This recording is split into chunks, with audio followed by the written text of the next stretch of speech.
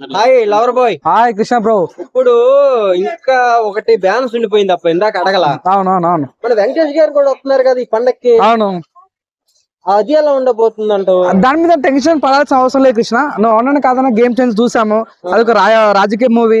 చాలా మంది చూసారు, చాలా మంది అది మీ టాక్ కూడా మీరు విన్నారు. సో అది ఆ చాప్టర్ అయిపోయింది. ఈ రోజు డాకు మహారాజ్ వచ్చింది. ఇది మాస్ మూవీ, మాస్ ఆడియన్స్ వెళ్ళారు. సినిమా కూడా నచ్చింది. చాలా మంది ఫస్ట్ హాఫ్ చాలా బాగుంది, సెకండ్ హాఫ్ కొద్దిగా అటు ఇటు అయింది అని చెప్పినప్పుడు కూడా ఇది కూడా హిట్ అయిపోయింది. కానీ సంక్రాంతికి వస్తున్న సినిమాకి ఎటువంటి టెన్షన్ లేదు.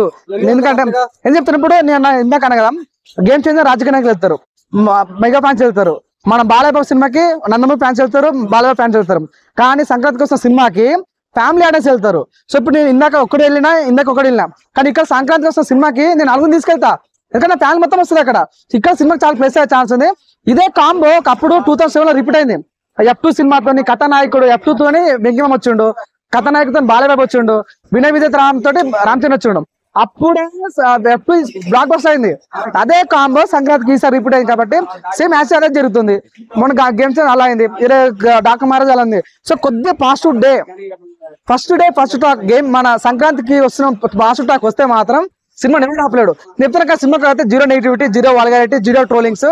ఇంకోటి ఎందుకంటే ఆ గోదావరి గట్టు సాంగ్ ఉంది కదా, ఆ సాంగ్ వింటుంటే చాలా మంది కనెక్ట్ అయిపోయింది. 100% ఆ గోదావరి వాళ్ళు ప్రజలు కానీ చాలా ఎక్కువ చూసే ఛాన్స్ ఎక్కువ ఉంది. ఇంకోటి అంటే మన వెంకీ మామ ఎప్పుడు పాటలు పాడాడు, కానీ ఫస్ట్ టైం సినిమాలో పాట పాడు, అదొక ప్లస్ ఛాన్స్ ఉంది. ఎందుకంటే F2 F3 మేము చూసాం. మైవల్ కాంబో ఇది, అనిల్ రావుపూడి కాంబో. తను కమర్షియల్ సినిమా చేస్తాడు, కామెడీ సినిమా చేస్తాడు. సో కమర్షియల్ కన్నా కూడా కామెడీ చాలా పట్టు ఉంటుంది తనకి.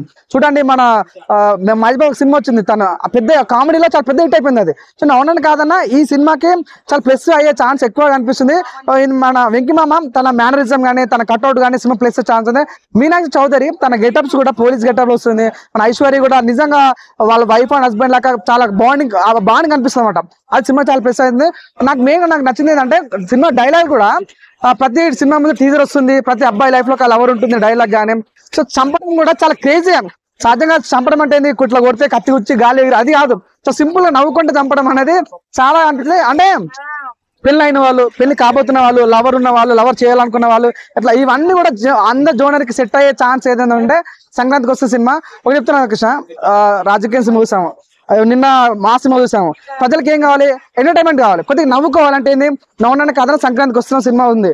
అసలు టైటిల్ గమ్మత్ అనిపించింది ఏంటంటే సంక్రాంతికి సినిమాలు వస్తుంటాయి పోతుంటాయి, కానీ సంక్రాంతికి టైటిల్ పెట్టుకొని వస్తున్నాం అంటే ఒక క్యూరియాసిటీ కలిగింది. నవ్వడం కదా. ఇది చూడు, ఢీ షో కానీ, జబర్దస్త్ షో కానీ ఇవన్నీ ఎందుకు హిట్ అవుతుందంటే కామెడీ షోస్. సో మన కమర్షియల్ కన్నా కూడా కామెడీకి ఎక్కువ హైప్ ఉంటే ప్రజలు బాగా లైక్ చేస్తారు.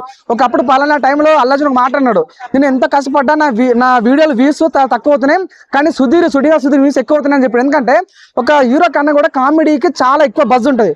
మీ కన్నా ఇన్స్టాగ్రామ్ ట్రోలింగ్ చూసుకోండి, కామెడీ ఎక్కువ లైక్స్ ఉంటాయి. సో దీన్ని బట్టి చూసుకుంటే కామెడీకి ఈసారి సంక్రాంతికి వస్తున్నాము చాలా సేఫ్ జోన్ లో, ఎటువంటి రిస్క్ లేకుండా ఫస్ట్ డే టాక్ పాజిటివ్ వస్తే మాత్రం చెప్తున్నాను, ఆ సామి రంగా సంక్రాంతికి వస్తున్నాం సూపర్ హిట్ అయిపోతుంది.